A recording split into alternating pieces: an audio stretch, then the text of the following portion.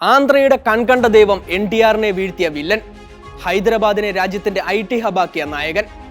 ആന്ധ്രയിൽ ഇനി നാരാ ചന്ദ്രബാബു നായിഡുവിന്റെ കാലമാണ്. ജഗൻമോഹൻ റെഡ്ഡിയെ വീഴ്ത്തി നായിഡു വീണ്ടും ആന്ധ്രയുടെ മുഖ്യമന്ത്രി കസേരയിൽ.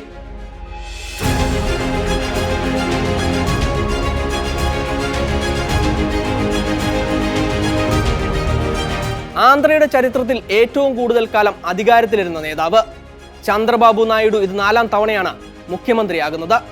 അധികാരത്തിൽ തിരിച്ചെത്തിയിട്ട് ഇനി നിയമസഭയിൽ കാലുകുത്തു എന്ന ഉഗ്രശബ്ദത്തോടെ 3 വർഷം മുൻപ് ആന്ധ്ര നിയമസഭ വിട്ട നായിഡു തിരിച്ചെത്തുന്നത് ഉഗ്രപ്രതാപിയായാണ്.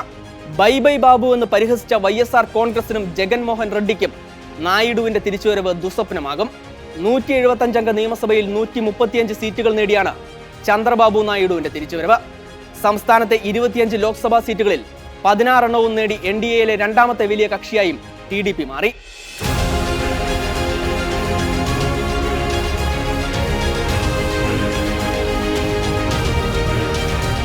കഴിഞ്ഞ തിരഞ്ഞെടുപ്പിലെ ദയനീയ തോൽവിക്കും ജയിൽ വാസത്തിനും ശേഷം BJPയെയും പവൻ കല്യാണിന്റെ ജനസേന പാർട്ടിയെയും ഒപ്പം കൂട്ടിയാണ് നായിഡു ആന്ധ്ര രാഷ്ട്രീയത്തിൽ തിരിച്ചെത്തുന്നത്. ഞങ്ങളുടെ പ്രവർത്തകരെ അവഹേളിച്ച ആരെയും വെറുതെ വിടില്ലെന്നും പണിഷ്മെന്റ് ഉറപ്പാണെന്നും പ്രചാരണ വേദികളിൽ നായിഡു ആവർത്തിച്ചു.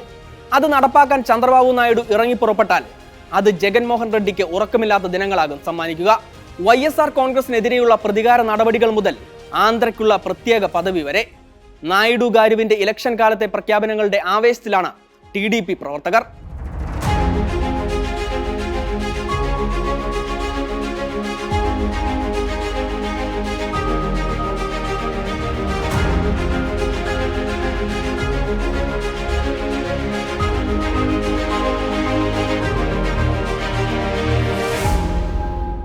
ആയിരത്തി 1996 കേന്ദ്രത്തിലെ കൂട്ടുകക്ഷി സർക്കാരിന്റെ മുഖ്യ സൂത്രധാരൻ നായിഡു ആയിരുന്നു.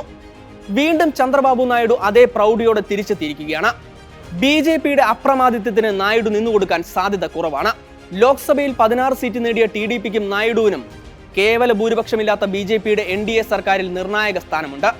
കോൺഗ്രസ് ചേരിയിലായിരുന്ന കാലത്ത് മോദിയെ എല്ലാം വിഴുങ്ങുന്ന അനാക്കോണ്ട എന്ന് വിശേഷിപ്പിച്ച നായിഡുവിന്റെ കളികൾ മോദി കമ്പനി കാണാനിരിക്കുന്നതേയുള്ളൂ.